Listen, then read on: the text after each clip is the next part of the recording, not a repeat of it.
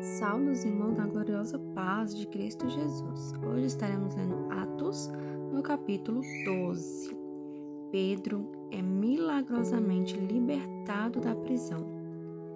Nesta ocasião, o rei Herodes prendeu alguns que pertenciam à igreja com a intenção de maltratá-los e mandou matar à espada Tiago, irmão de João.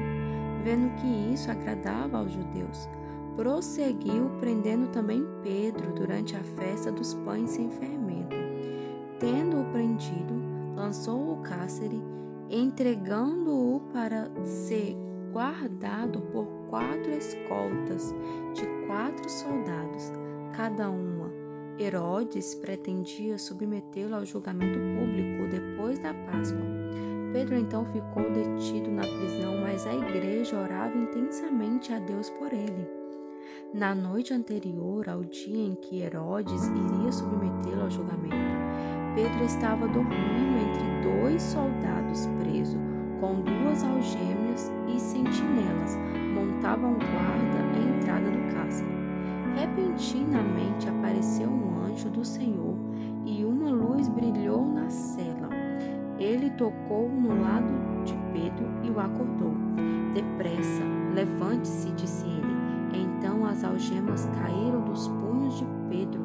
O anjo lhe disse: vista-se e calce sandálias. E Pedro se fez. Disse-lhe ainda o anjo: põe a capa e siga-me. E saindo Pedro o seguiu, não sabendo que era real o que se fazia por meio do anjo. Tudo lhe parecia uma visão. Passaram a primeira e a segunda guarda e chegaram à porta de ferro que dava para a cidade. Este se abriu por si mesmo. Para ele passaram, tendo saído caminhando ao longo de uma rua, e de repente o anjo deixou.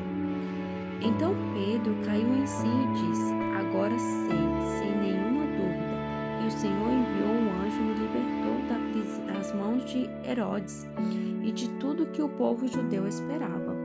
Percebendo isso, ele se dirigiu à casa de Maria, mãe de João, também chamado Marcos, onde muita gente se havia reunido e estava orando.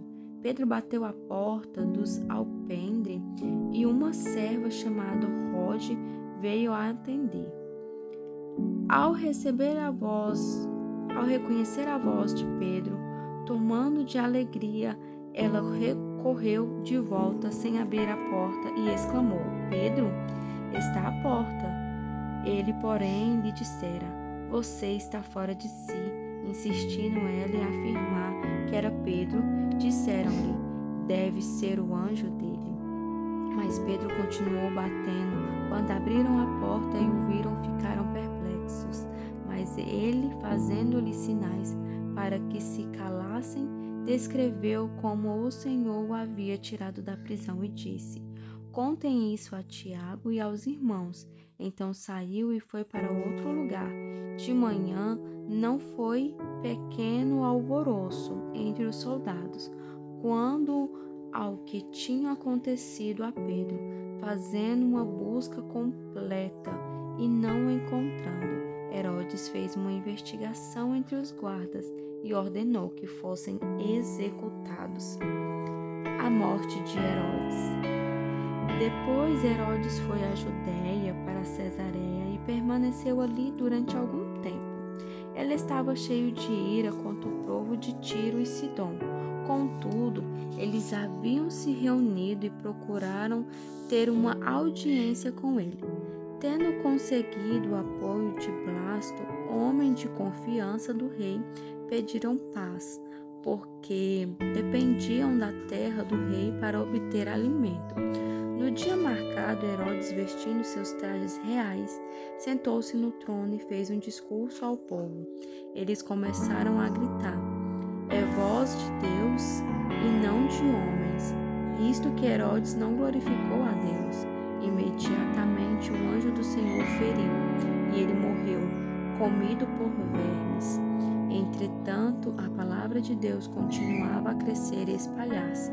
Tendo terminado sua missão, Barnabé e Saulo voltaram de Jerusalém, levando consigo João, também chamado Marcos.